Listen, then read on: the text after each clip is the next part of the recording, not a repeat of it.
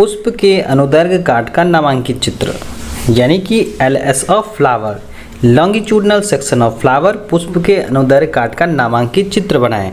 ये 12वीं कक्षा के परीक्षा के दृष्टिकोण से जो है ना बेहद महत्वपूर्ण सवाल है। सबसे पहले हम लोग ये जानें कि पुष्प जो होते हैं ना वो पौधों के क्या होते हैं, आकर्षक वाले हिस्से होते हैं।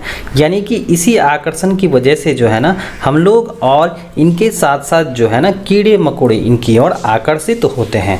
हम लोग पढ़ चुके हैं कि पौधों में 2 प्रकार के सिस्टम होते हैं, एक रूट सिस्टम होते हैं जो ज़मीन के अंदर होता है, एक जो है आपके शूट सिस्टम जो ज़मीन के बाहर होते हैं। तो इस पर जो है एक कंप्लीट जो है ना वीडियोस बनाया गया है, वहाँ पर आप जाकर के देख सकते हैं।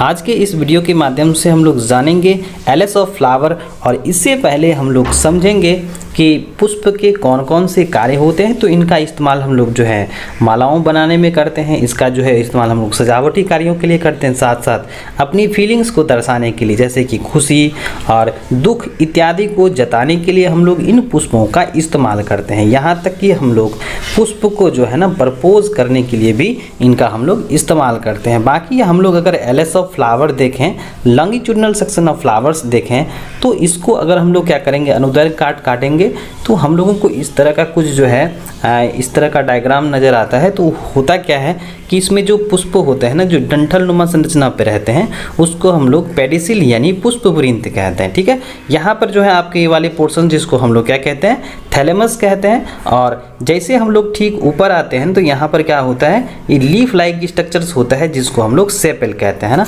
सेपल कहते हैं। और जैसे ही हम लोग आते हैं जो कलरफुल पोर्शंस दिखता है हम लोगों को, उसको हम लोग क्या कहते हैं, पेटल, यानी कि जो आपके कैलिक्स की इकाई हैं वो कहलाती हैं सेपल, और कोरोला की इकाई जो हैं वो कहलाती हैं पेटल।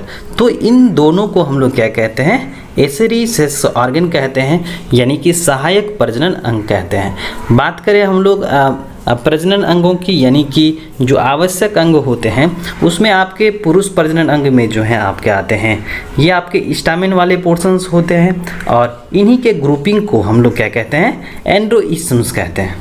एंड्रोइसम्स यानी कि उनके इकाई को, स्टामिन जो है वो 3 हिस्से में बटे होते हैं, आपका ये वाला पोर्शन जिसको हम लोग एंथर कहते हैं, और ये जो स्टॉक लाइक स्ट्रक्चर जिस पर ये आपके एंथर प्लेस्ड हैं उसको हम लोग क्या कहते हैं, फिलामेंट कहते हैं, और जहाँ से ये अटैच रहता है उसको हम लोग क्या कहते हैं, कनेक्टिंग। तो इस वाले पोर्शन यानी एंथर फिलामेंट्स को हम लोग स्टामिन, और स्टामिन क्या होती हैं, एंडोसिम की इकाई होती हैं।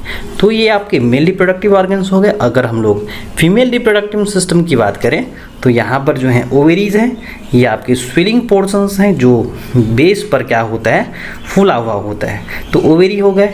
ठीक जो हैं ये स्टिग्मा तक जाते हैं, और इनका जो स्टॉक लाइक स्ट्रक्चर जिससे जुड़ा हुआ है स्टिग्मा, तो इन पोर्शंस को हम लोग क्या कहते हैं, स्टाइल कहते हैं। और रिसीवर्स यानी पोलन ग्रेन्स को जो रिसीव करता है उसको हम लोग क्या कहते हैं, स्टिग्मा कहते हैं। तो इन तीनों को मिला करके ओवेरी, स्टाइल और स्टिग्मा जो है कंबाइंड फॉर्म से हम लोग इसको पिस्टिल या कार्पेल कहते हैं।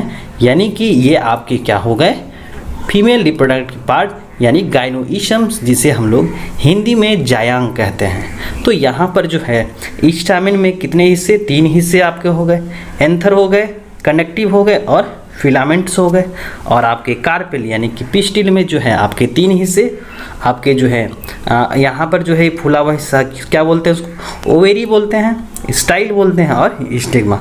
ओवेरी के अंदर ही होते हैं ओव्यूल, जिससे क्या होता है, बीज का निर्माण होता है।